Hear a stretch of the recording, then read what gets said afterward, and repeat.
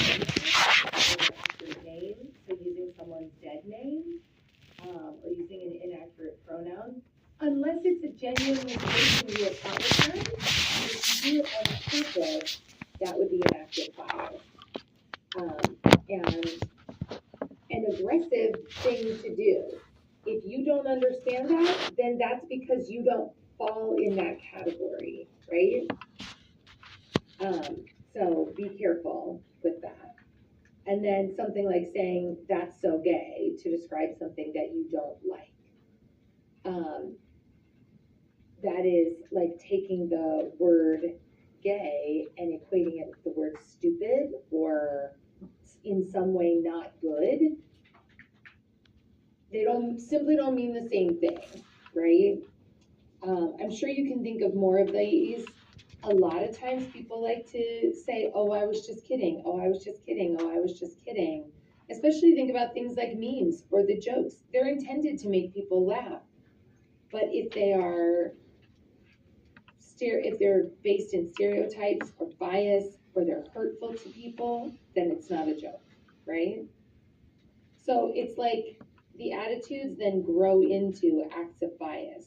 But again, nobody's physically harmed, right? Nobody's going to jail for any of these things. And think about how easy it is as a society to go from these are attitudes we hold to we're going to start laughing at these jokes. We're going to start thinking it's funny when people exclude, when people stereotype and make jokes and, use someone's dead name. We're going to start laughing at those things. And so the pyramid of hate grows, right? Do you see what's happening? All right.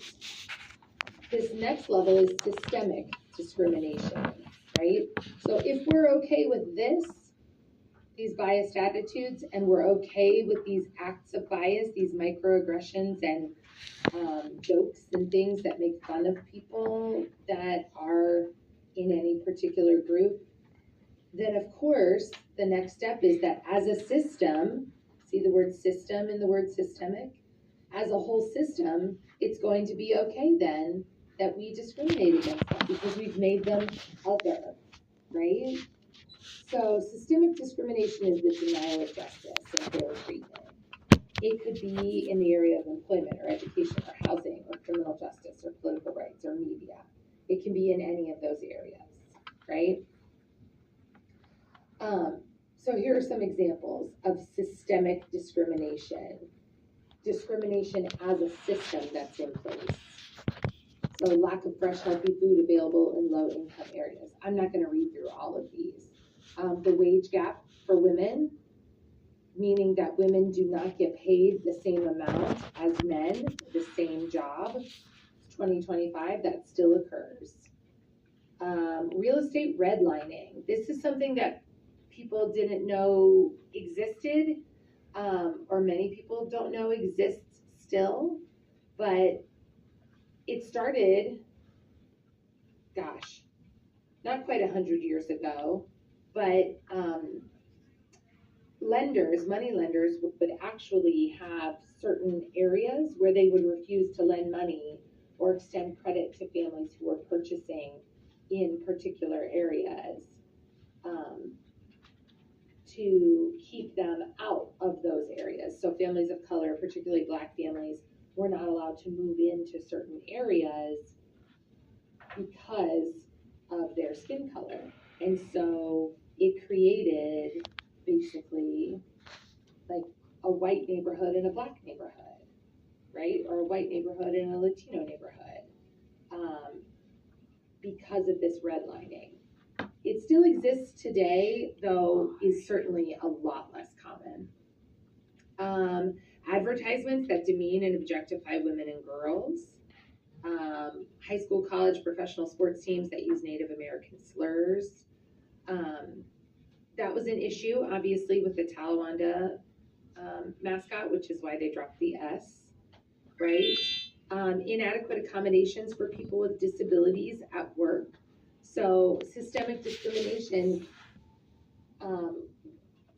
could be a particular person who needs a wheelchair can't do X job because there aren't handicap accessible bathrooms at that place of business or whatever, right? All of those things that are part of the system, right? Those things that are part of the system are systemic discrimination. Because if we're okay with these attitudes and we're okay with laughing at these jokes and othering people in these ways, then of course it's okay to, as a system, treat them differently. Does that make sense how it's growing? Okay, I'm sorry, I know this is a lot. Okay, the next level is bias motivated violence. So this level is all things that are happening at a systemic level, but it's not, no one's violent yet. Okay, so here we are. This is this next level. We're okay with this.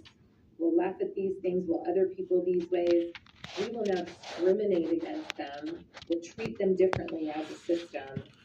Well, if we're okay with all of those things, then obviously we're going to be okay with this too, right? With these levels of violence, because these people are other, right? So examples of violence. Some of these are specific examples, right? The shooting at the Tree of Life Synagogue in Pittsburgh, the murder of Emmett Till, the burning of black churches in Louisiana, anti-immigrant graffiti, the assault and murder of black trans women, vandalizing mosques. Like, these are things that are happening. These are specific examples of violence that is bias motivated. There's room, we make room for these as a society when we're okay with these things at these levels, right? That's how this pyramid grows. All right, and then the top level, the point here is genocide. Genocide, they defined for us, we talked about at the end of the film that we watched, that it was a word that didn't exist prior to the Holocaust. And now it does. The act or intent to deliberately and systematically annihilate an entire people. Large, whole-scale